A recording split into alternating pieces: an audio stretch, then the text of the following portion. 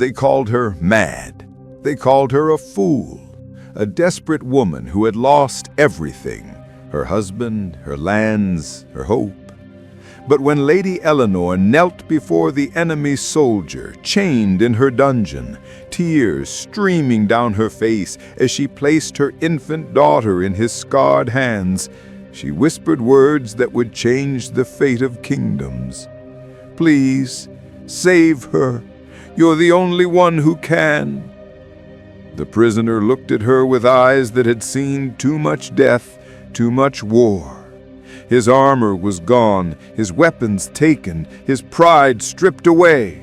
He was nothing more than a captive waiting to die. But as he held that tiny, innocent child against his chest, something stirred within him, something that had been buried beneath years of battle and bloodshed. "Why?" he asked, his voice barely a whisper. "Why would you trust your child to someone like me?" Eleanor's answer came through broken sobs. "Because you're the only one here who still has honor left." The soldier's chains rattled as he shifted the baby to one arm. In that moment, neither of them knew that this single act of desperate faith would summon an army from across the mountains. Neither of them knew that by dawn, 10,000 men would stand at the castle gates. And neither of them knew that this tiny child would become the bridge between two warring nations. But sometimes, when all hope seems lost, the smallest act of trust can move mountains. Sometimes a mother's love and a soldier's honor can change the course of history itself. This is that story. A tale of sacrifice, redemption, and the power of believing in someone when no one else will. The siege had lasted 67 days. 67 days of hunger, fear, and despair within the walls of Thornwick Castle. Lady Eleanor stood at her chamber window, watching the enemy campfires flicker like fallen stars across the valley. Their flames seemed to mock her, reminding her of everything she had lost. Her husband, Lord William, had fallen in the first assault. His body lay somewhere among the countless dead beyond the walls, and she couldn't even give him a proper burial. The thought tore at her heart every morning when she woke, hoping for just a moment that it had all been a nightmare. But it wasn't a nightmare. It was war. The Blackstone army had come from the eastern kingdoms with one purpose: to claim Thornwick and its fertile lands. They had swept through village after village like a plague, leaving nothing but ash and sorrow in their wake. Now they waited outside her walls like patient wolves, knowing that time was their greatest weapon. Inside the castle, supplies were running dangerously low. The grain stores that once seemed endless now contained barely enough for another week. The well still provided water, but it was their only blessing. Children cried from hunger in the lower halls. Old men spoke in whispers about surrender. Eleanor clutched her 6-month-old daughter, Isabella, closer to her chest. The baby was the only pure thing left in this world of darkness.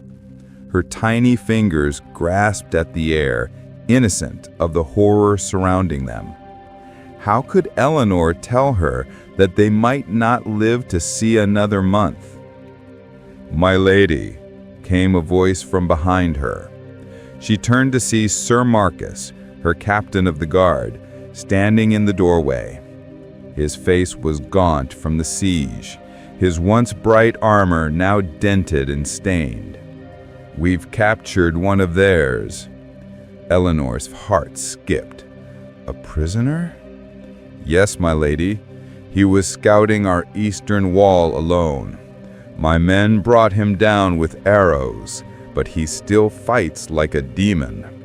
He's He's different from the others." Eleanor handed Isabella to her nursemaid, Sarah, who had remained loyal despite the danger. "Show me." They descended the winding stone stairs to the castle's lowest level. The dungeons of Thornwick were ancient, carved from the living rock beneath the foundation. The air was thick and cold, heavy with the weight of centuries. In the farthest cell, behind iron bars thick as a man's arm, sat their prisoner. Eleanor gasped. She had expected another rough mercenary like the rest of the Blackstone forces. Instead, she found a man who seemed carved from legend itself. He was tall and broad-shouldered, with dark hair that fell to his collar and eyes the color of storm clouds. But it wasn't his appearance that struck her. It was the way he sat. Even chained and defeated, he maintained a dignity that spoke of noble birth. His clothes were simple but well-made. His hands, though stained with battle, were not the coarse hands of a common soldier. And when he looked up at her approach, there was something in his gaze that made her step closer to the bars. "Who are you?" she asked. The man studied her for a long moment before answering. "I am Captain Marcus Draylen of the Northern Guard." Eleanor frowned. The Northern Guard was legendary, an elite unit that served the High King himself. But the High King was supposed to be their ally, not their enemy. "That's impossible. The Northern Guard fights for the crown." "Not anymore," Draylen said quietly. "Not since the crown abandoned us to die in the Savage Lands 3 years ago." The words hit Eleanor like a physical blow. She had heard whispers of the betrayal in the Savage Lands, how the High King had sent his most loyal troops on a suicide mission to appease a political alliance. Entire companies had been left to die while the king celebrated his new treaty. "You're a mercenary now," she said, though the words tasted bitter. "I'm a survivor," Draylen corrected. "When honor means nothing to kings, a man must find his own path." Eleanor stared at him through the bars. Here was a man who had lost everything, just as she had. A man who had been betrayed by those he trusted most. In his eyes, she saw a reflection of her own pain. "Why were you scouting alone?" Draylen was quiet for so long that she thought he wouldn't answer. Finally, he spoke. "Because I wanted to see what kind of people we were fighting. I needed to know if this siege was worth the blood it's costing." "And what did you decide?" His storm-gray eyes met hers directly. "I decided that some castles should never fall." That night, Eleanor couldn't sleep. She paced her chambers while Isabella lay peacefully in her cradle, unaware that death waited beyond the walls. The baby's soft breathing was the only sound that brought Eleanor any comfort in the endless nightmare their lives had become. Sir Marcus had questioned the prisoner for hours, but Captain Draylen revealed nothing about the enemy's plans. He answered each question with the calm dignity of a man who had already accepted his fate. When threatened with torture, he simply said, "Do what you must. I've endured worse." But Eleanor couldn't stop thinking about his words. Some castles should never fall. Why would an enemy soldier say such a thing? What had he seen in his scouting that made him question his own cause? A soft knock interrupted her thoughts. "My lady?" Sarah's voice came through the door. "The baby is asking for you." Eleanor smiled sadly. Sarah always said Isabella was asking for her when the child became fussy. It was a gentle way of saying Eleanor's daughter needed her mother's comfort. She lifted Isabella from the cradle and settled into the chair by the window. As she fed her daughter, Eleanor gazed out at the enemy fires. How many mothers were out there in those camps? How many children would grow up orphaned because of this war? "Sarah," she said quietly, "what do you know of the Northern Guard?" The older woman paused in her tidying. "They were the finest soldiers in all the kingdoms, my lady, men of honor who served the crown with absolute loyalty." "Were?" "The king sacrificed them in the savage lands, sent them on an impossible mission to secure a treaty with the southern lords. Most died fighting creatures that should not exist. The survivors—" She shook her head sadly. "They say the survivors came home to find their lands given away, their families dishonored, their service forgotten." Her heart clenched. "So they became mercenaries. Can you blame them, my lady? When honor means poverty and loyalty means death, what choice do good men have?" The question haunted Eleanor through the long night. When dawn broke over Thornwick's walls, she made a decision that would change everything. She would speak to the prisoner again, but this time she would bring Isabella. The dungeon seemed even colder in the morning light that filtered down through narrow windows. Captain Draylen sat exactly as he had the night before, as if he hadn't moved at all. But when Eleanor appeared carrying her daughter, something shifted in his expression. "This is Isabella," Eleanor said, settling carefully onto a wooden stool Sir Marcus had provided. "My daughter." Draylen's eyes softened as he looked at the baby. "She's beautiful." "She's all I have left," Eleanor's voice caught. "Her father died defending these walls. My lands are about to fall. My people are starving, and I—" She took a shaky breath. "I don't know how to save her." The prisoner leaned forward slightly, his chains clinking. "Why are you telling me this?" Eleanor looked directly into his storm-gray eyes. "Because you're the only person in this castle who might understand what it means to lose everything." For a long moment, the dungeon was silent, except for Isabella's soft gargling. Then Draylen spoke, his voice barely above a whisper. "The Blackstone army plans to storm your walls in 3 days. They're building siege engines beyond the northern ridge where you can't see them. Catapults and towers that will make your defenses useless." Eleanor felt the blood drain from her face. "Why are you telling me this?" "Because," Draylen said, looking at Isabella, "no child should die for the ambitions of kings and lords. Your daughter deserves a chance to grow up in a world better than this one." Eleanor's hands trembled as she held her baby closer. 3 days. In 3 days, Thornwick would fall, and Isabella would likely die in the assault, unless— "There's something else," Draylen continued. "Something you should know about the Blackstone commander, Lord Aldrich. He's not just here for your lands. He's here for revenge." "Revenge? Against whom?" "Against your husband. 20 years ago, your husband killed Aldrich's father in single combat during the War of 3 Crowns. This siege isn't about territory, it's personal.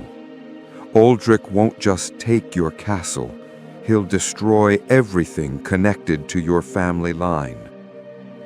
The words hit Eleanor like arrows to the heart. Isabella wasn't just in danger from the siege. She was specifically targeted for death because of who her father had been. "But there's still hope," Draylen said quietly. Eleanor looked up sharply. "What do you mean?" The captain's eyes held a strange light. "There are people in this world who still believe in honor, my lady.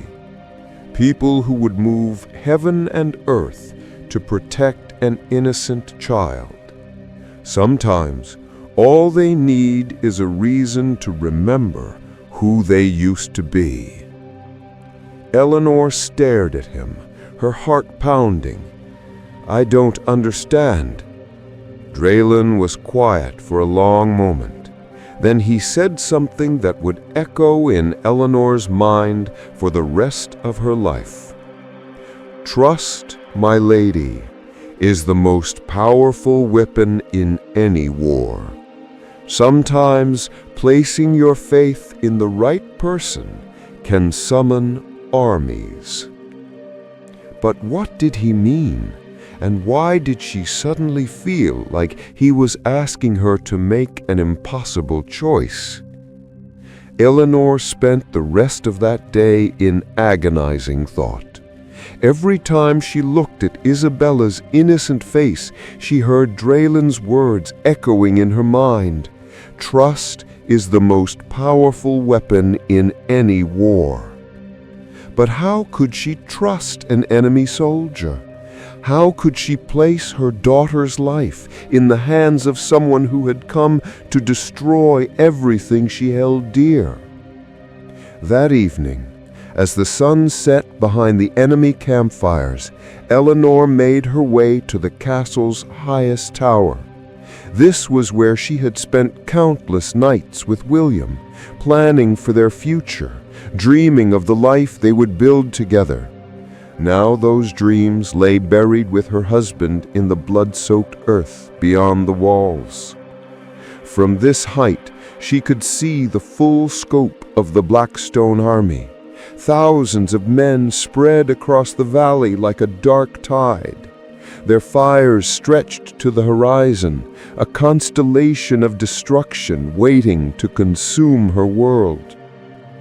"My lady," came a familiar voice. Sir Marcus climbed the tower steps, breathing heavily. "You shouldn't be up here alone. It's not safe." Eleanor didn't turn from the battlements. "Marcus, tell me about the War of Three Crowns. Tell me about my husband and Lord Aldrich's father." The old knight sighed and joined her at the wall. "It was a different time, my lady. Your husband was barely older than you are now. He fought in single combat against Sir Roderick Blackstone to settle a dispute over the eastern border." "And he won." "Aye, he won. But..." Marcus paused, choosing his words carefully. "It was not an easy victory. Roderick Blackstone was a good man, my lady, a father and a husband, fighting to protect his own family's claim. When he fell, he left behind a young son who swore vengeance." Eleanor felt a chill that had nothing to do with the evening air. "Aldrich. The same. He spent 20 years building his power, waiting for the right moment to strike. This siege, it's the culmination of a lifetime of hatred." Eleanor closed her eyes, feeling the weight of history pressing down on her shoulders. Isabella would pay the price for a war that began before she was even born. How was that justice? "Marcus," she said quietly, "what do you know about Captain Draylen?" The knight's expression hardened. "He's dangerous, my lady. A skilled warrior who could kill half my men even in chains. Why do you ask?" He told me about the siege engines. He warned me about Aldrich's true intentions." Marcus frowned. Why would he do that? Eleanor turned to face her loyal captain. I think he's not what he appears to be. He's the enemy, my lady, whatever game he's playing. Is he? Eleanor interrupted.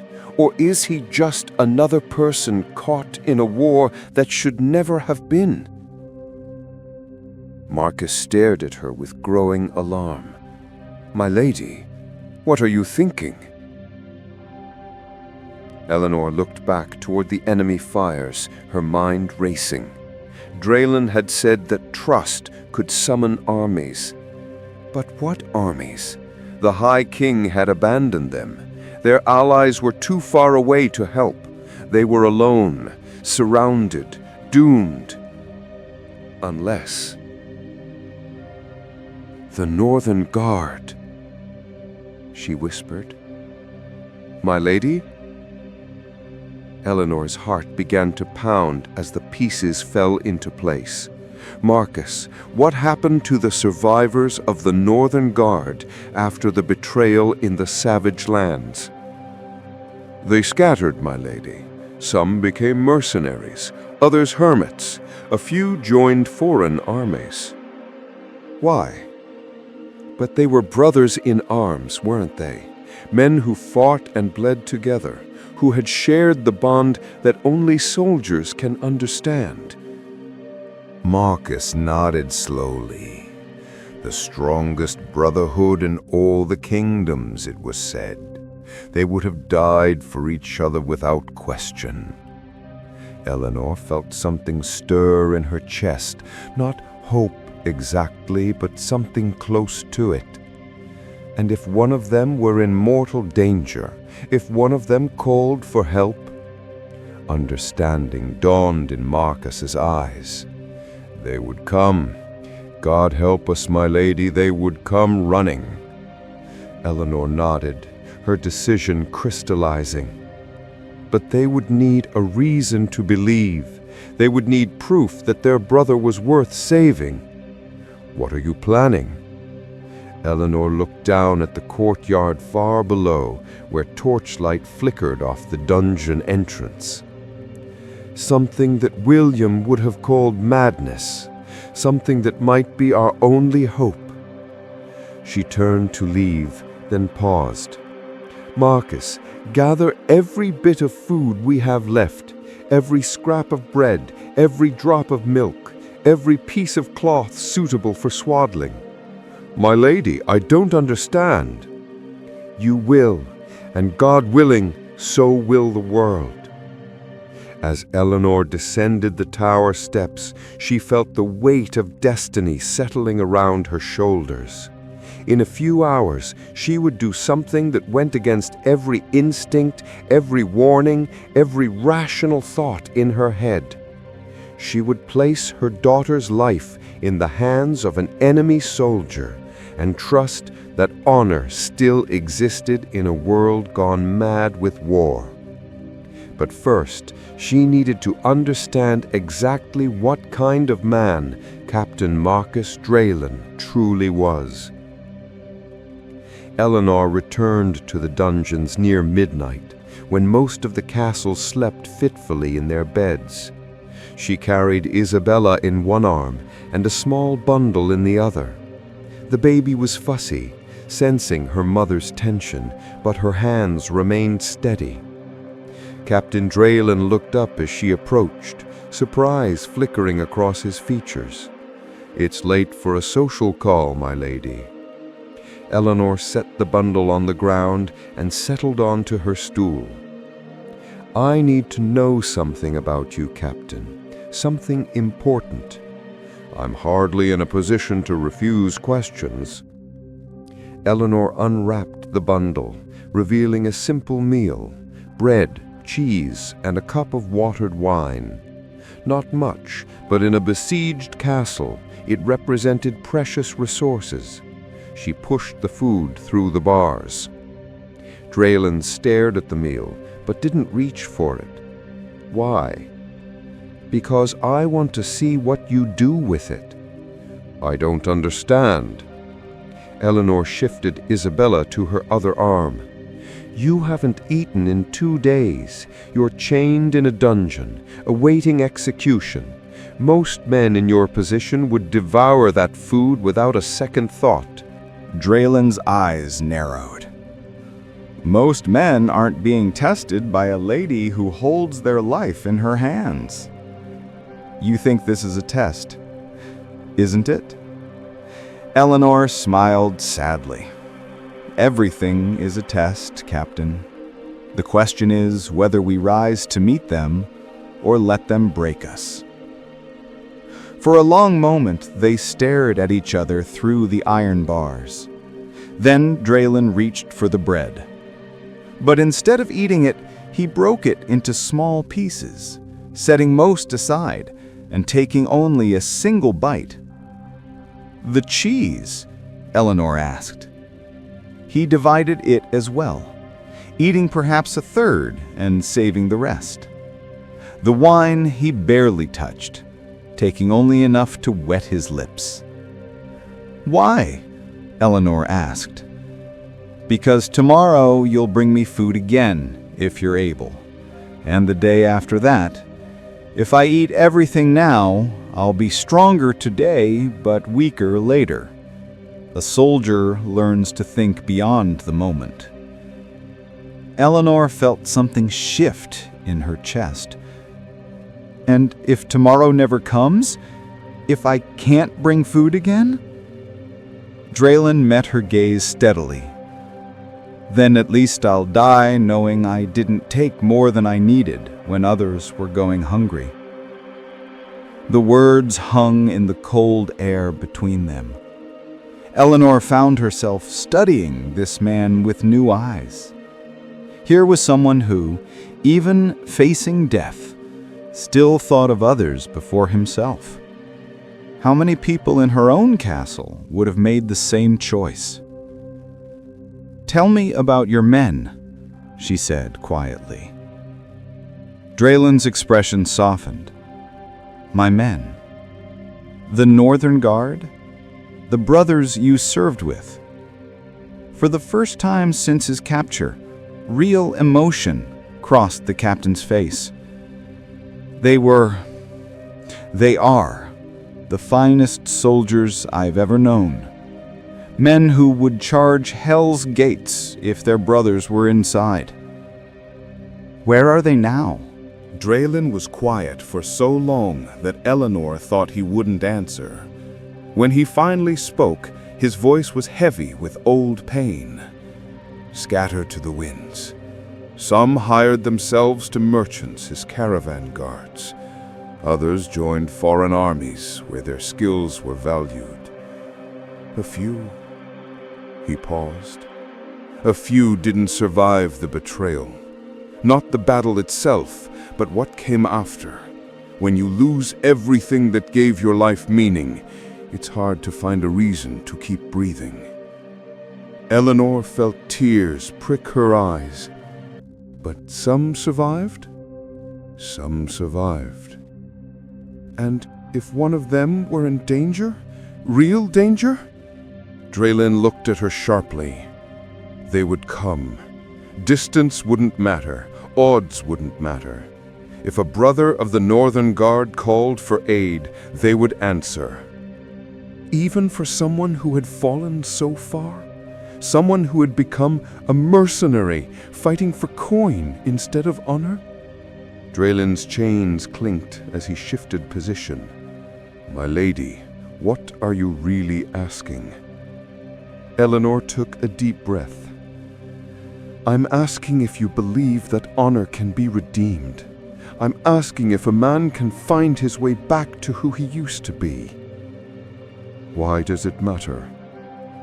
Eleanor looked down at Isabella, who had finally drifted off to sleep in her arms. The baby looked so peaceful, so trusting.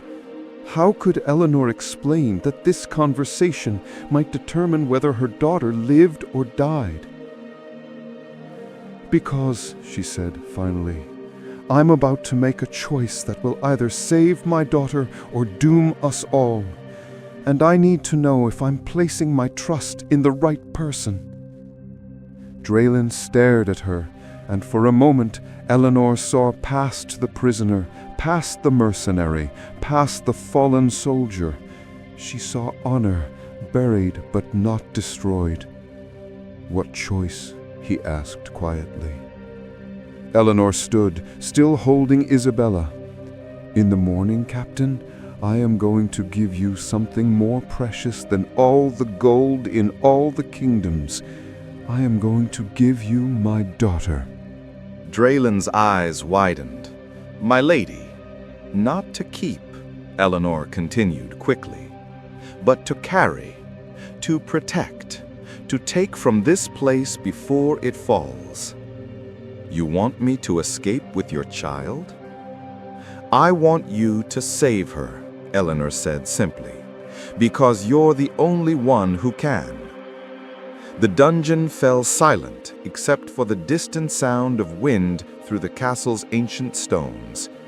Draylen stared at Eleanor as if she had declared her intention to fly to the moon. "You don't understand," he said finally. "I'm a prisoner. I'm chained. Even if I wanted to help you, I couldn't." "Those chains can be unlocked," Eleanor interrupted. "Those walls can be opened. But trust, Captain, trust can only be given freely." She turned to leave, then paused at the dungeon entrance. "Think about it tonight. Think about whether you're still the man who once served the crown with honor. Because tomorrow, I'm going to find out." As Eleanor climbed the stone steps back to her chambers, she felt as if she were walking toward either salvation or damnation. By morning, she would have to make good on her impossible promise. She would have to place her daughter in the hands of an enemy soldier and trust that honor still meant something in a world gone mad. Dawn came too quickly and not quickly enough. Eleanor stood at her chamber window, watching the sun rise over the enemy campfires, and felt the weight of destiny pressing down on her shoulders. In a few hours, she would either save her daughter or lose her forever. Isabella lay sleeping in her cradle, unaware that this might be the last morning she would spend in her mother's arms. Eleanor had barely slept, torn between doubt and determination. Every rational thought in her mind screamed that she was making a terrible mistake. But sometimes, when all rational choices lead to disaster, the only option left is to trust in something beyond reason. "My lady," Sarah's voice came from the doorway. "Sir Marcus is here to see you." Eleanor's faithful captain entered, his face grim with worry. He carried a set of keys in his weathered hands, the keys to Captain Draylen's shackles. "The preparations are complete," Marcus said quietly. "But my lady, I beg you to reconsider. This is madness." "Perhaps," Eleanor replied, lifting Isabella from her cradle. "But what is sanity in an insane world?" She had spent the early morning hours preparing for this moment. Food for the journey, carefully wrapped and hidden. A map of the secret passages that led from the castle to the forest beyond. And most importantly, a letter that might be the key to everything. "Has anyone seen unusual activity in the enemy camp?" Eleanor asked. Marcus shook his head. "They're preparing for the final assault, just as the prisoner warned. The siege engines are nearly complete. We have perhaps 2 days before they attack." 2 days. Eleanor looked down at Isabella's peaceful face and felt her heart breaking. In 2 days, her daughter would either be safe beyond the reach of war, or they would all be dead. "It's time," she said. They descended to the dungeons together, Marcus carrying a torch that cast dancing shadows on the stone walls. Captain Draylen was awake, sitting exactly as he had been the night before. When he saw Eleanor carrying Isabella, his expression grew solemn. "You're serious," he said. Eleanor nodded, deadly serious. She sat on the stool while Marcus unlocked the cell door. The sound of metal on metal seemed to echo through the castle foundations. Draylen made no move to escape as his shackles were removed. He simply sat there, rubbing his wrists where the iron had chafed. "Before I do this, I need you to understand exactly what I'm asking of you." "I'm listening." Eleanor pulled out the letter she had written. "This is for your brothers, the surviving members of the Northern Guard. It contains information that only you and I will know, proof that you are who you claim to be, and proof that you have done something worthy of their aid." Draylen took the letter carefully. "What information?" "The location of the Savage Lands burial ground where your fallen brothers lie, the names of the men who died there, and the words your unit spoke before every battle, words that were never written down, never shared with outsiders." Draylen's face went pale. "How do you know?" "Because my husband was there," Eleanor said quietly. "Not as part of your unit, but as an observer for the crown. He saw what happened. He saw the betrayal. And when he came home, he told me everything, including how the Northern Guard honored their dead." The captain stared at the letter as if it contained his own death warrant. This information, if it reaches my brothers, "They'll know that you're not just some mercenary seeking coin. They'll know that you've chosen to protect something innocent and precious. They'll know that the honor they thought was dead still lives in at least one of their own." Eleanor stood and gently placed Isabella in Draylen's arms. The baby stirred but didn't wake, instinctively trusting the stranger who now held her. Seeing her daughter in the arms of an enemy soldier, Eleanor felt her heart tear in two. "There are passages beneath the castle that lead to the forest," she said, her voice steady despite the tears in her eyes. "Marcus will show you the way.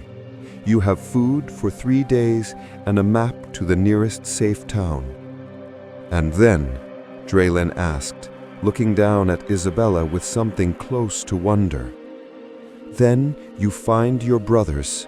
You show them the letter. You tell them what you've done." Eleanor's voice dropped to a whisper. "And you pray that honor still means something to someone in this world." Draylen looked up at her with his storm-gray eyes. "What if they don't come? What if this letter isn't enough?" Eleanor smiled through her tears. "Then at least my daughter will live. She'll grow up free, away from this war, away from the hatred that destroyed her father.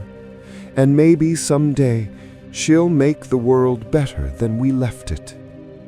"You're asking me to become her guardian?" "I'm asking you to become her protector, her shield against a world that would destroy innocence for the sake of old grudges." Draylen shifted Isabella to one arm and extended his free hand toward Eleanor. After a moment's hesitation, she took it.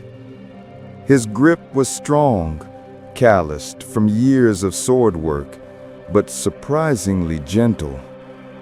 "I give you my oath," he said solemnly, "by whatever honor I have left, by the memory of my fallen brothers, by the hope that redemption is still possible, I will protect your daughter with my life." Eleanor squeezed his hand. "I believe you." Marcus led them to the hidden passages that honeycombed Thornwick's foundations. These tunnels were old, carved by the castle's first builders as escape routes in case of siege. The irony was not lost on Eleanor. Passages built to save the lords of the castle were now being used to save the castle's most precious treasure. At the tunnel's end, morning sunlight filtered through a concealed entrance in the forest beyond the enemy lines. Eleanor could go no further. This was where she had to let her daughter go. She kissed Isabella's forehead one last time, breathing in the sweet scent of her baby's skin. Be brave, my little one, and remember that you are loved. Draylen adjusted the bundle of supplies on his back, settling Isabella securely in his arms. What will you tell your people? The truth, Eleanor replied, that I sent my daughter away to save her life. Some will call it wisdom, others will call it cowardice. History will decide which they're right. And if my brothers don't come, Eleanor met his gaze one final time, then I'll face whatever comes with the knowledge that I chose hope over despair, trust over fear. That has to be enough. Draylen nodded and stepped into the forest. Eleanor watched until the trees swallowed him completely, carrying her heart away with him. Now came the hardest part of all, waiting to see if her impossible gamble would pay off. Eleanor returned to the castle, feeling as if she had left half her soul in the forest. The next 2 days passed like a waking nightmare. Every moment she expected to hear news of Draylen's capture, of Isabella's death, but the scouts reported no unusual activity beyond the enemy lines. On the morning of the second day, the Blackstone army began their final preparations. The siege engines emerged from behind the northern ridge like great wooden beasts, catapults and towers that dwarfed Thornwick's walls. Lord Aldrich himself rode out to survey the defenses, his black armor gleaming in the morning sun. Eleanor watched from her chamber window as the enemy commander studied her castle. Even at this distance, she could feel the weight of his hatred, 20 years of planning and preparation coming to fruition. Tomorrow, he would have his revenge. "My lady," Sir Marcus entered without ceremony, his face grave. "The enemy has sent a herald. Lord Aldrich offers terms." Eleanor laughed bitterly. "Terms? What terms could he possibly offer?" "Surrender the castle, and he will spare the lives of your people. Refuse, and he will put every soul within these walls to the sword. And me?" Marcus's silence was answer enough. Eleanor turned from the window. "Send word to Lord Aldrich. Tell him that Thornwick Castle has never surrendered, and it will not start now. Tell him that some things are worth dying for. My lady, tell him," Eleanor continued, "that if he wants this castle, he'll have it over my dead body." Marcus bowed stiffly and departed. Eleanor returned to her vigil at the window, watching the enemy preparations and trying not to think about whether Isabella was safe, whether Draylen had found his brothers, whether her desperate gamble had been anything more than a mother's foolish hope.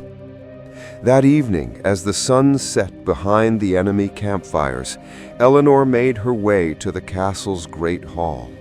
Her people had gathered, knights and servants, craftsmen and children, all bound together by the coming storm. They looked to her for strength, for leadership, for hope. Eleanor climbed onto the raised dais where her husband had once held court. The hall fell silent, every eye fixed upon her. "My friends," Eleanor began, her voice carrying to every corner of the ancient hall, "tomorrow we face our final test, The enemy comes with overwhelming numbers and terrible engines of war. They offer us surrender in exchange for our lives." Murmurs rippled through the crowd. "But I ask you," Eleanor continued, raising her voice, "what is life without honor? What is survival without dignity? Our enemies come seeking revenge for battles fought 20 years ago. They would make us pay for the crimes of the past." She paused, looking out at the faces of her people. Scared faces, determined faces, resigned faces. "I will not ask you to die for my pride," she said quietly.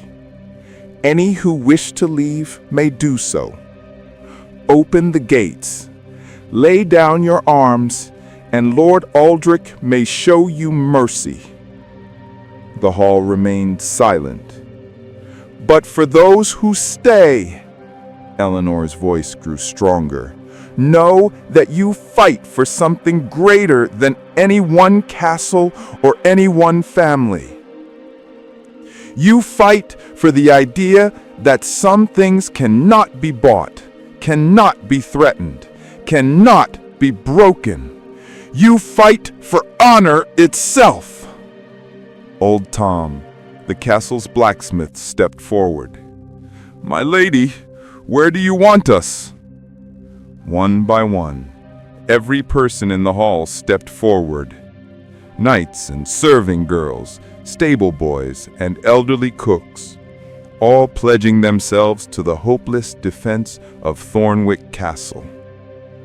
Eleanor felt tears streaming down her face. "Then we make our stand together, and if we must die, we die as free people, not as slaves to another man's hatred." The crowd dispersed to make final preparations. Eleanor remained on the dais, looking out at the empty hall where she had once danced at her wedding, where she had celebrated Isabella's birth, where she had shared countless meals with her beloved William. Tomorrow it would all be gone. But somewhere in the world, if God was kind, her daughter lived, and that was worth any price. As Eleanor finally made her way to her chambers for what might be her final night's sleep, she had no way of knowing that 30 miles away, in a hidden camp deep in the northern mountains, Captain Marcus Draylen was showing a letter to 5 of the most dangerous men in the kingdom. She had no way of knowing that those men, scarred veterans of the savage lands, thought dead by most of the world, were reading the names of their fallen brothers with tears in their eyes. And she had no way of knowing that within hours, riders were galloping through the night, carrying word to every surviving member of the Northern Guard. "A brother calls for aid. The honor of the Guard demands an answer." In a tavern 50 miles to the north, a man looked up from his ale as a travel-stained rider burst through the door. The man was broad-shouldered and battle-scarred, working as a caravan guard to pay for his drinks. He had tried to forget his past, tried to bury the memories of betrayal and loss. But when the rider whispered 3 words in his ear, "Marcus needs us," 20 years of pain and anger crystallized into purpose. Within minutes, he was on his horse, riding south through the darkness. In a monastery to the east, a monk paused in his evening prayers as a coded message arrived. He had spent 3 years seeking peace through meditation and service to God, but some bonds transcend even spiritual vows. He shed his robes, retrieved his hidden sword, and disappeared into the night. In a mercenary camp along the southern border, a grizzled captain was sharpening his blade when a familiar whistle echoed from the darkness. He smiled grimly. It was a sound he hadn't heard since the savage lands, a signal that meant brothers in danger. He gathered his gear and slipped away from his sleeping men, following the call that pulled at his very soul. One by one, across the kingdom, the survivors of the Northern Guard received the message. Some were rich, some were poor. Some had found new lives, others had merely been existing. But all of them remembered their oath. No brother stands alone. Back in the mountain camp, Captain Draylen sat by a small fire, watching Isabella sleep peacefully in a makeshift cradle. The baby had taken to him surprisingly well, seeming to sense that despite his rough appearance, he meant her no harm. "She's beautiful," said a voice from the darkness. Draylen looked up to see Sergeant Thomas Blackwood emerge from the trees. Thomas had been his second in command in the old days, a man whose loyalty was absolute and whose skill with a sword was legendary. "Tom," Draylen breathed, "you came. Did you think I wouldn't?" Thomas settled beside the fire, his weathered face creased with emotion. "When I read that letter, Marcus, what have you gotten yourself into?" Draylen told him everything. The siege, the desperate mother, the choice that had changed everything. As he spoke, more figures emerged from the darkness. Men he had thought were dead, brothers he had feared he would never see again. There was James the archer, whose bow could put an arrow through a coin at 200 paces. Samuel the giant, who stood nearly 7 feet tall and could break a man's back with his bare hands. David the swift, who could move like smoke and strike like lightning. One by one, they came. "How many?" Draylen asked as the last stragglers arrived. Thomas did a quick count. 43. Not all could come. Some are too far away, others are dead. But 43 of the old brotherhood still live. Draylen felt his throat tighten. These men had dropped everything, abandoned their new lives, ridden through the night, all because one of their own had asked for help. "It's not enough," he said quietly. "The Blackstone army has thousands. We'd be charging to our deaths." "Wouldn't be the first time," James said, with a grim smile. "Remember the Pass of Screaming Eagles? We were outnumbered 50 to 1 that day." "And we won," Samuel added, his deep voice rumbling like distant thunder. David nodded. "Because we fought as brothers, because we remembered who we were." Thomas leaned forward, his eyes reflecting the firelight. "Marcus, that letter, it reminded us of something we'd forgotten. For 3 years we'd been living like ghosts, like men already dead. But tonight, reading about what you did, choosing to protect something innocent instead of destroying it, it woke something in us." "What do you mean?" Draylen asked. "We remembered that we were the Northern Guard," Thomas said simply. "The finest soldiers who ever served the crown. The king may have betrayed us, the world may have forgotten us, but we remember, and tomorrow we're going to remind everyone else." Draylen looked around the circle of faces, scarred, weathered, hardened by war and betrayal, but still burning with the fire that had made them legendary. "The plan?" he asked. Thomas smiled, the first genuine smile Draylen had seen from him in years. "Same as always, brother. We ride at dawn. We hit them hard and fast, and we don't stop until every last one of them is running for the hills." "And the baby?" "She stays here with the horses, protected by 2 of our best. This is no place for innocence." Thomas's expression grew serious. "But Marcus, you need to understand something. After tomorrow, there's no going back. We'll be outlaws again, men with no home and no king. Are you ready for that?" Draylen looked down at Isabella, sleeping peacefully despite the war council happening around her. 3 days ago, he had been a mercenary fighting for coin. Now he was about to lead his brothers into battle to save a castle he had once besieged. I've been running from who I am for 3 years. Maybe it's time to remember. As the Northern Guard made their preparations, none of them knew that their reunion was being watched from the shadows of the forest. A lone scout from the Blackstone Army had discovered their camp and was even now racing back to report to his commander. By dawn, Lord Aldrich would know that the Northern Guard lived. He would know that they were coming for him, and he would have to decide whether his thirst for revenge was worth facing the most dangerous soldiers in the kingdom. The stage was set for a battle that would be remembered for generations, if anyone survived to tell the tale. Eleanor woke before dawn to the sound of horns echoing across the valley. She rushed to her window and felt her heart sink. The Blackstone army was moving into position for the final assault. Siege engines rolled forward like great wooden beasts, while thousands of soldiers formed ranks in the pale morning light. This was it, the end of everything. She dressed quickly and made her way to the battlements, where Sir Marcus and her remaining knights were making final preparations.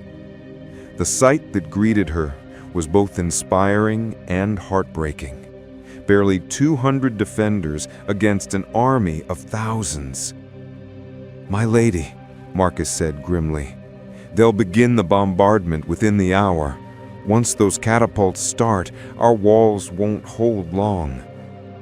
Eleanor nodded, trying to project strength she didn't feel. "Then we make every moment count."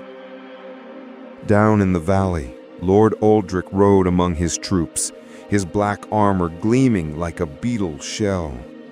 Even at this distance, Eleanor could feel his satisfaction. 20 years of planning were about to bear fruit.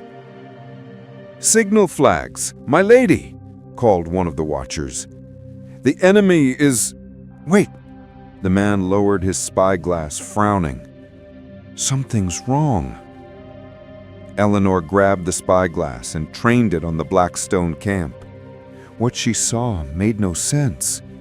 Instead of preparing for assault, the enemy soldiers were looking toward the northern ridge, pointing and shouting. Some were even backing away from their positions. "What are they looking at?" Marcus asked. Eleanor adjusted the spyglass to scan the ridgeline. For a moment, she saw nothing but empty moorland. Then, as the morning mist began to clear, shapes began to emerge from the fog. Riders. Dozens of them sitting motionless on the ridge like statues carved from legend itself. "Who are they?" Marcus whispered. Eleanor felt her heart stop as she focused the spyglass on the lead rider. Even at this distance, she could make out his features: storm gray eyes, dark hair, the bearing of a man who had found his purpose again. "Captain Draylen," she breathed. But it was impossible. How could one man, even with Isabella to motivate him, gather a force large enough to challenge the Blackstone army? How could... The answer hit her like a physical blow. The letter, the information about the Northern Guard, the appeal to honor that transcended death itself. He had found them. Against all odds, he had found his brothers. Down in the valley, chaos was spreading through the Blackstone ranks. Soldiers who had been confidently preparing for an easy siege were now staring at the ridgeline with growing unease. Everyone had heard the stories of the Northern Guard, the elite unit that had never lost a battle, the brotherhood that was stronger than death itself. Lord Aldrich spurred his horse forward, shouting orders, trying to restore discipline. But Eleanor could see the fear in his men's eyes. They hadn't signed up to besiege a half-starved castle, not to fight legendary warriors thought dead for 3 years. On the ridge, Captain Draylen raised his hand. The gesture was simple, almost casual, but its effect was electric. As one, the Northern Guard began their descent, moving with the precision that had made them famous across the known world. They didn't charge wildly like barbarian raiders. They didn't shout battle cries or wave their weapons in the air. They simply rode down the slope with the inevitability of an avalanche. 43 men who moved as if they shared a single mind. Eleanor had never seen anything so beautiful or so terrifying in her life. "Open the gates," she called to her men. "My lady," stared at her in shock. "Open the gates! Our allies need room to maneuver." As Thornwick's great gates swung wide for the first time in 67 days, the Northern Guard reached the valley floor. What happened next would be remembered in songs for centuries to come. The Guard didn't attack the Blackstone army at once. That would have been suicide. Instead, they struck like a sword thrust, punching straight through the enemy lines toward their siege engines. Draylen led from the front, his blade cutting down anyone foolish enough to stand in his way. Behind him rode Thomas Blackwood, James the Archer, Samuel the Giant, and all the rest, brothers reunited in battle, fighting with the fury of men who had been given a chance to reclaim their honor. James's arrows found their marks with mechanical precision, dropping enemy officers before they could rally their troops. Samuel's massive warhorse trampled siege equipment, while its rider's sword cleared a path through the chaos. David the Swift seemed to be everywhere at once, appearing behind enemy lines like a ghost made flesh. But it was Draylen himself who drew every eye. The former prisoner, the man who 3 days ago had been chained in Thornwick's dungeon, fought with the skill and fury of a force of nature. His sword sang through the air, cutting down enemies with moves so precise they seemed choreographed. This was the Northern Guard at full strength, not just skilled fighters, but artists of war, men who had spent their lives perfecting the craft of battle. They moved through the Blackstone ranks like wolves through sheep, leaving chaos and terror in their wake. Lord Aldrich tried desperately to rally his forces, but his men were breaking. The sight of the legendary Northern Guard, thought dead for years, was too much for their morale to bear. These weren't just enemy soldiers, these were living myths, legends stepped out of tavern songs. Within minutes, the siege engines were burning. Within an hour, the Blackstone army was in full retreat, streaming back toward the eastern border as fast as their legs could carry them. Eleanor watched from the battlements as Lord Aldrich himself fled the field, his dreams of revenge crumbling around him like sandcastles in a storm. But where was Captain Draylen? Eleanor scanned the battlefield frantically, searching for any sign of the man who had saved her daughter and her castle. There, riding back toward the ridge, Isabella safely cradled in his arms. He had kept his promise. Against impossible odds, he had found a way to save them all. As the last of the enemy disappeared over the eastern hills, Eleanor felt tears streaming down her face. Not tears of sorrow this time, but of joy, relief, and wonder at what the human spirit could accomplish when honor and love worked together. The siege of Thornwick was over, but the real victory wasn't just military.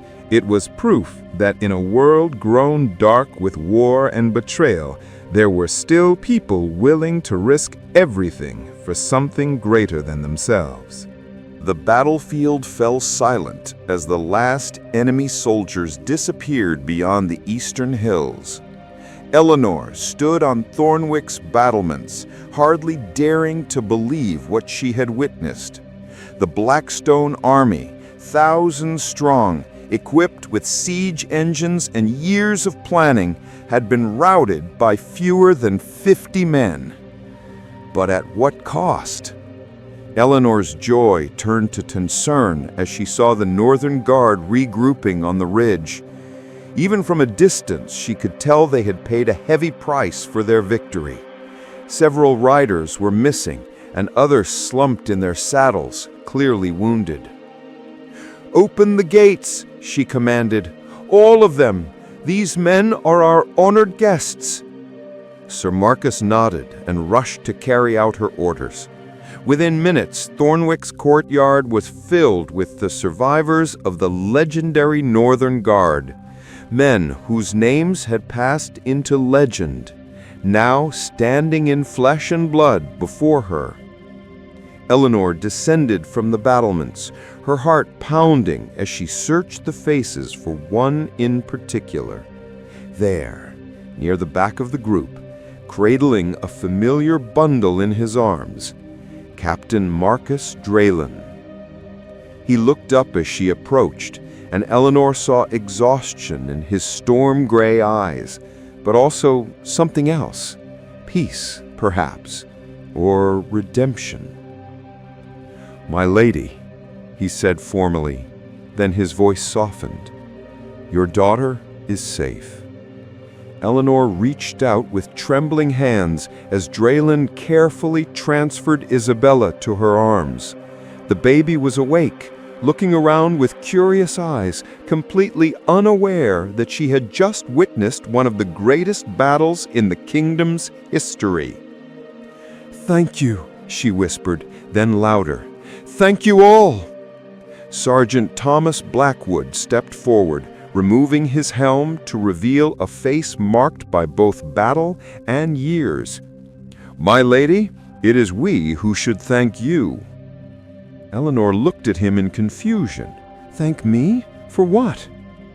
"For reminding us who we were. For 3 years we have been living as shadows of our former selves, mercenaries, hermits, broken men trying to forget what we had lost. But your trust in Captain Draylen, your willingness to place your daughter's life in the hands of a man you barely knew, that showed us what honor truly means." James the archer nodded, his famous bow still strung across his back. "We came here to save a castle, my lady, but in truth, you saved us." Eleanor felt tears in her eyes as she looked around at these legendary warriors. They were older than the song suggested, more weathered, bearing scars both visible and hidden. But in their eyes, she saw something that had been missing for too long. Purpose. "What will you do now?" she asked. "The king will not welcome your return. You'll be marked as outlaws."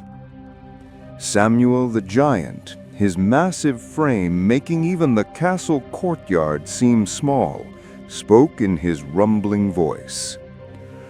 "We've been outlaws for 3 years, my lady. The difference is that now we remember why we became soldiers in the first place." David the Swift added, "We didn't fight for the crown today. We fought for something higher, for the idea that honor still exists in this world." Captain Draylen shifted Isabella to one arm and stepped closer to Eleanor. "My lady, I have a proposal." "I'm listening." "The Northern Guard is dead, killed in the Savage Lands, along with our oath to the crown. But something new could be born here, something better." Eleanor felt her pulse quicken. "What do you mean?" Draylen looked around at his brothers, then back to her. "You rule lands that border 3 kingdoms. Your position makes you a natural mediator, a neutral voice in a world torn by war. What if the Northern Guard reformed, not as servants to any king, but as protectors of the innocent, as guardians of honor itself? Thomas nodded enthusiastically. We could be the shield between the strong and the weak, the sword that defends those who cannot defend themselves. A brotherhood bound not by loyalty to kings, but by loyalty to what's right, James added. Eleanor felt her heart racing as the implications hit her. You're talking about creating something entirely new, a military order answerable to no crown, no noble house. Answerable only to honor, and to you, if you'll have us. Eleanor looked down at Isabella, who was reaching up toward her mother with tiny, perfect fingers. This child, this innocent baby, had been the catalyst for everything. Her need for protection had brought together the greatest warriors of their age and forged them into something new. There would be conditions, Eleanor said carefully. Name them, Thomas replied immediately. First, no unnecessary killing. You are protectors, not conquerors. Agreed. Second, you serve all people equally, regardless of their birth or wealth. A peasant's cry for help carries the same weight as a lord's. Agreed. Third, Eleanor paused, choosing her words carefully. You swear your oath not to me as a noble, but to me as a mother. Your first and highest duty is to protect the innocent, all innocents, everywhere. The Northern Guard exchanged glances, and Eleanor saw something pass between them, an understanding that went deeper than words. Draylen spoke for all of them. My lady, we accept your conditions, but in return, we ask one thing of you. What? Help us build something that will outlast all of us. Help us create an order that will still be protecting innocence long after we're dust. Eleanor felt the weight of history settling on her shoulders. What they were proposing was unprecedented, a military force bound by honor rather than politics, answerable to conscience rather than crown. It was dangerous. It was revolutionary. It was exactly what the world needed. Then let it be so, she said firmly. But not here in this courtyard, with the smell of battle still in the air. Tonight, we feast. We honor our dead, celebrate our living, and rest. Tomorrow, we begin building something new. As the Northern Guard dispersed to tend their wounded and mourn their fallen, Eleanor remained in the courtyard with Isabella. The baby had fallen asleep again, trusting in her mother's arms as she trusted in the world itself. Eleanor looked up at Thornwick's ancient walls, scarred now by siege, but still standing strong. Like the men who had saved them, the castle had endured, survived, and emerged from darkness stronger than before. Tomorrow would bring new challenges, new responsibilities, new possibilities. But tonight, for the first time in months, Eleanor allowed herself to feel hope. The Northern Guard was reborn, and with it, perhaps the world might remember that some things were still worth fighting for. 6 months had passed, since the battle that saved Thornwick. The scars on the castle walls had been repaired, but more importantly, the scars on men's souls had begun to heal. Eleanor stood in the great hall, now transformed into a meeting chamber where representatives from across the kingdom came seeking aid. The Thornwick Accord, as historians would later call it, had created something unprecedented in the medieval world, a force for justice that answered to no king, served no political master, and existed solely to protect those who could not protect themselves. Isabella, now walking and babbling her first words, played at Eleanor's feet while she reviewed the latest requests for aid. A village terrorized by bandits, a merchant caravan threatened by raiders, a young woman fleeing an arranged marriage to a cruel lord. Each plea had been answered by the reformed Northern Guard, now simply known as the Order of the Shield. My lady, Captain Draylen entered the hall, no longer the chained prisoner she had first met, but something far greater, a man who had found his true calling. The patrol has returned from the eastern border. Eleanor looked up from her correspondence. In the months since the siege, she and Draylen had developed a partnership built on mutual respect and shared purpose. He commanded the military aspects of the order, while she handled diplomacy and administration. "Any trouble?" she asked. Draylen smiled, something that happened much more often these days. Lord Aldrich made another attempt to gather mercenaries for revenge. Sergeant Blackwood's patrol convinced them to find employment elsewhere. Convinced how? Thoroughly, but non-lethally, as per our code. Eleanor nodded approvingly. The Order's reputation was growing throughout the kingdoms. They were known not just for their skill in battle, but for their restraint, their commitment to using the minimum force necessary to accomplish their goals. Speaking of the code, Draylen continued, "We've received a request that might interest you." He handed her a letter bearing an unusual seal, not that of any noble house, but a simple image of a mother and child. Eleanor read quickly, her eyebrows rising. "The Sisters of Mercy in the capital want our protection for their orphanage?" "It seems certain noble houses consider orphaned children to be inconvenient reminders of their past indiscretions. The sisters have been facing pressure to close their doors."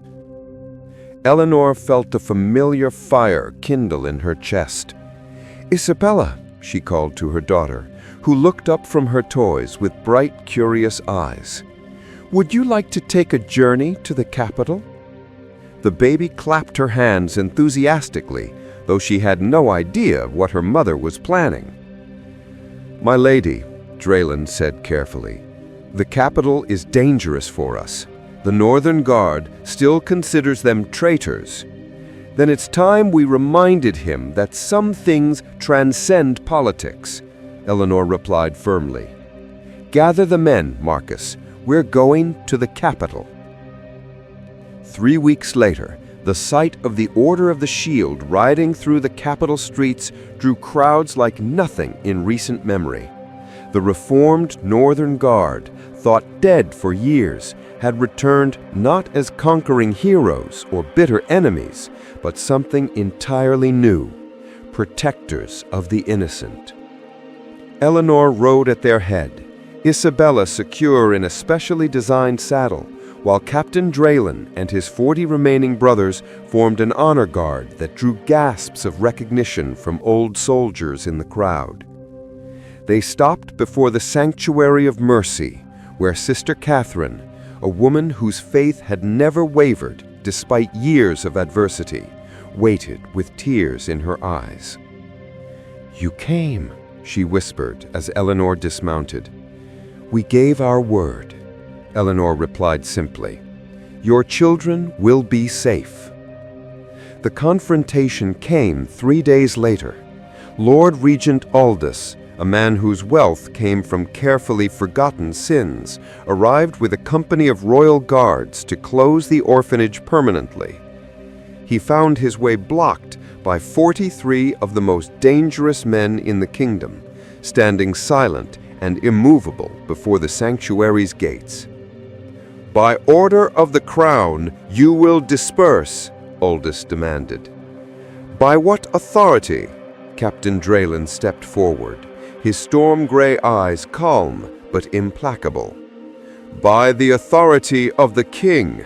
"The king," Draylen replied quietly, "who sent us to die in the savage lands for his political convenience?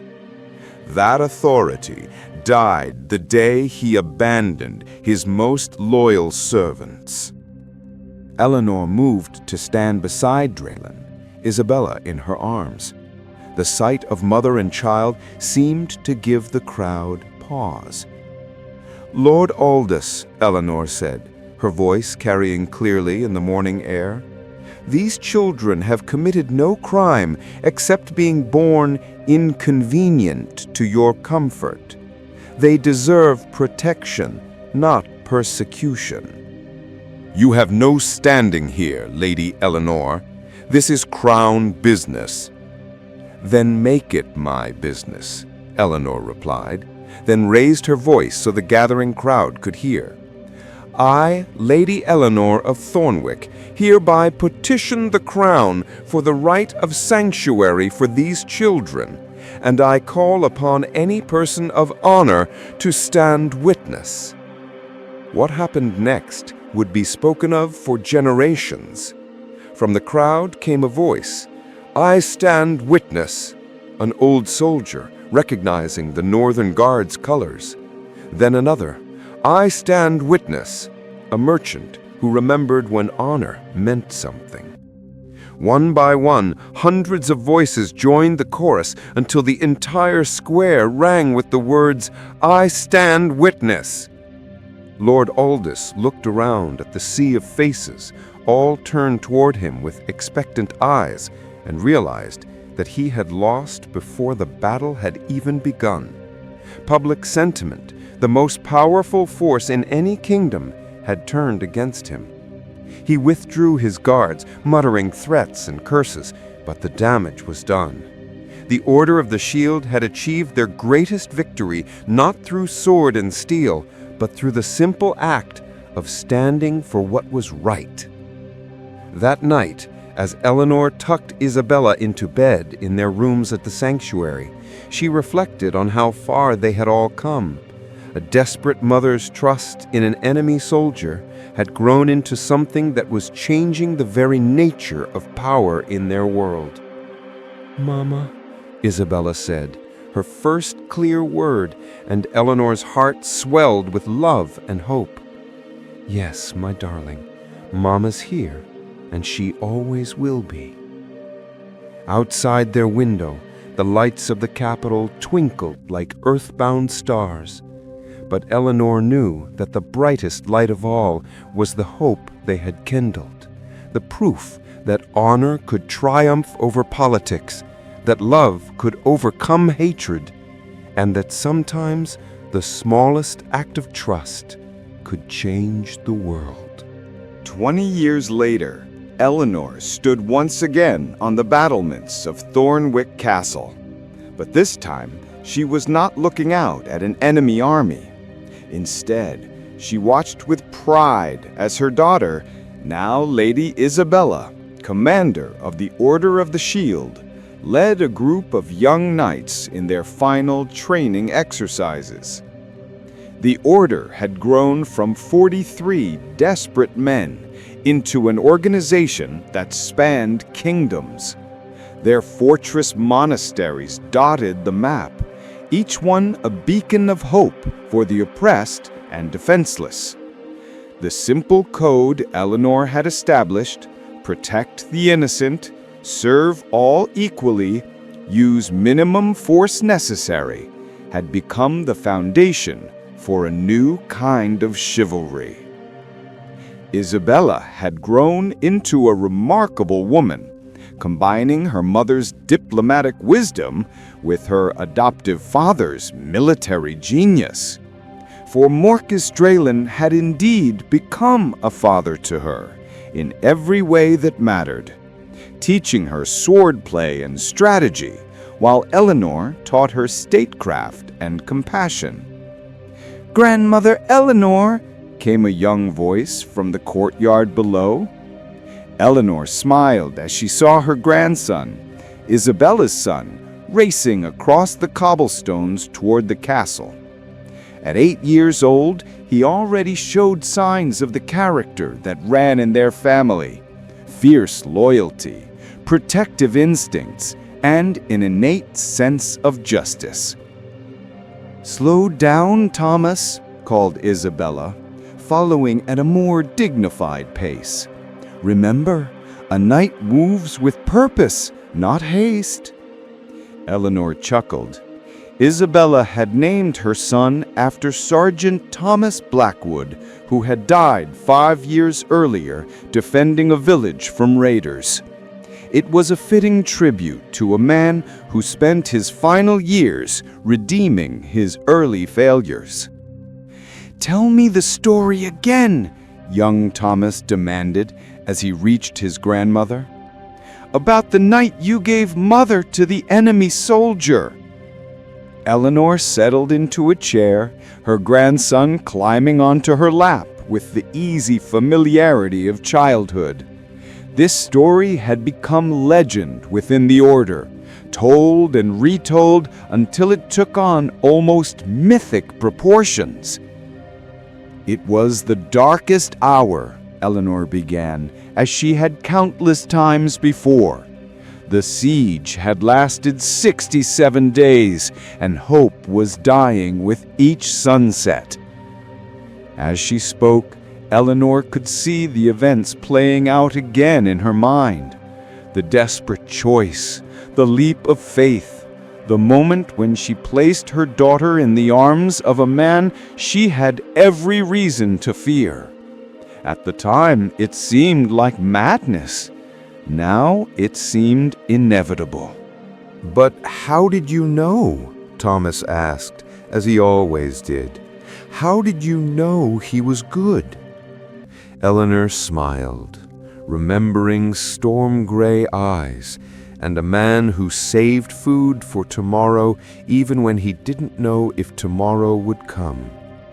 "Because, my dear boy, true honor doesn't depend on circumstances. It doesn't matter if a person is rich or poor, free or imprisoned, victor or vanquished. Honor is a choice we make, moment by moment, day by day. And your grandfather chose honor when it would have been easier to choose revenge. Is that why we serve everyone equally, rich and poor? That's exactly why, because honor doesn't recognize such distinctions." Isabella approached the battlements, her own children, Thomas's younger sister and brother, trailing behind her. At 35, she commanded respect from kings and peasants alike, her word carrying weight in councils across the known world. "Mother," Isabella said, settling beside Eleanor, "we've received word from the capital. The king wants to formally recognize the order as part of the royal forces." Eleanor raised an eyebrow. "And what did you tell him?" Isabella smiled. "The same thing Grandfather Marcus told the last king who made that offer. We serve honor, not crowns. Our loyalty cannot be bought because it was never for sale."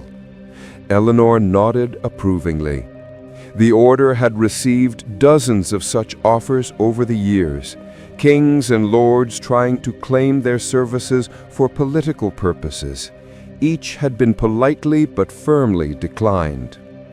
"Will you tell them about the new mission?" young Thomas asked eagerly. Isabella's expression grew serious. There are reports of children being taken from villages along the northern border, sold into slavery most likely. Eleanor felt the old fire kindle in her chest. After 20 years, such injustices still moved her to fury. How many nights will you take? 50 should be sufficient. We'll establish a permanent outpost in the region. Make sure this doesn't happen again. As Eleanor watched her daughter plan the rescue of children she had never met, she felt a deep sense of satisfaction. This was what she had hoped for when she made that desperate choice 20 years ago. A world where the strong protected the weak, where honor meant more than politics, where a mother's love could grow into something that changed the world.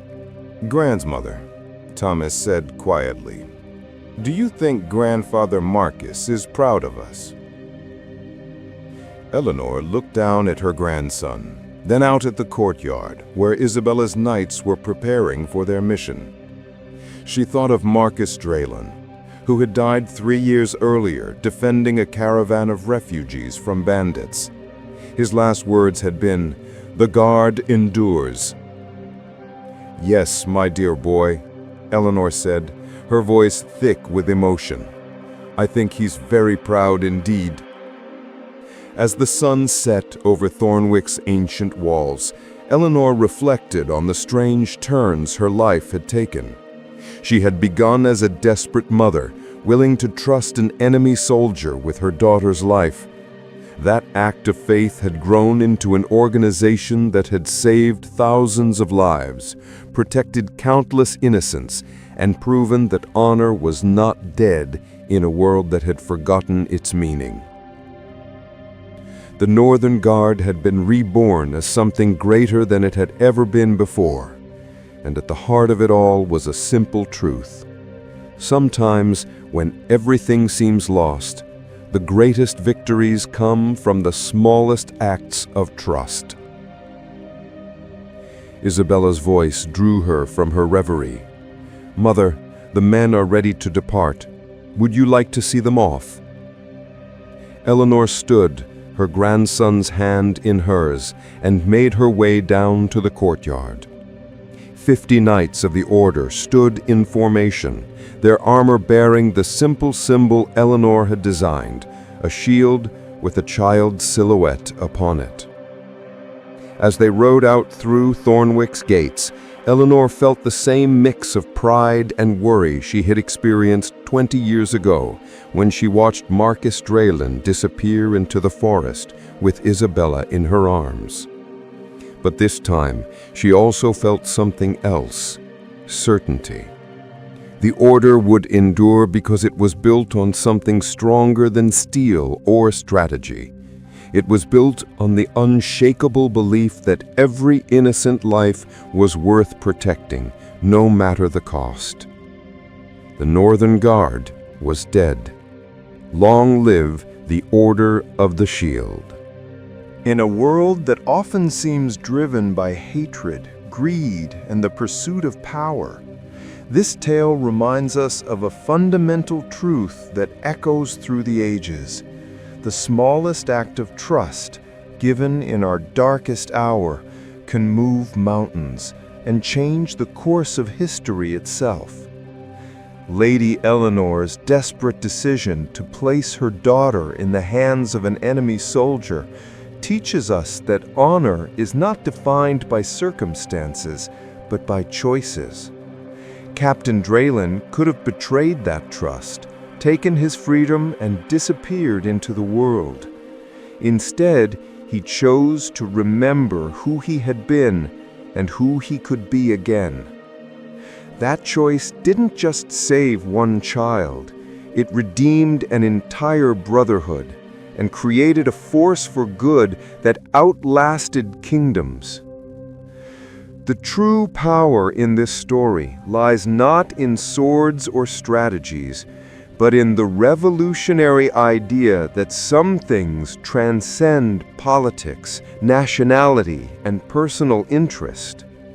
when we choose to trust in another person's capacity for honor, when we act out of love rather than fear, when we place the protection of innocence above our own safety, we become part of something larger than ourselves. We become the hope that the world desperately needs, proving that even in the darkest times, there are still those who will stand as shields between the strong and the weak, who will choose compassion over vengeance, and who will never forget that every life, no matter how small, is precious beyond measure.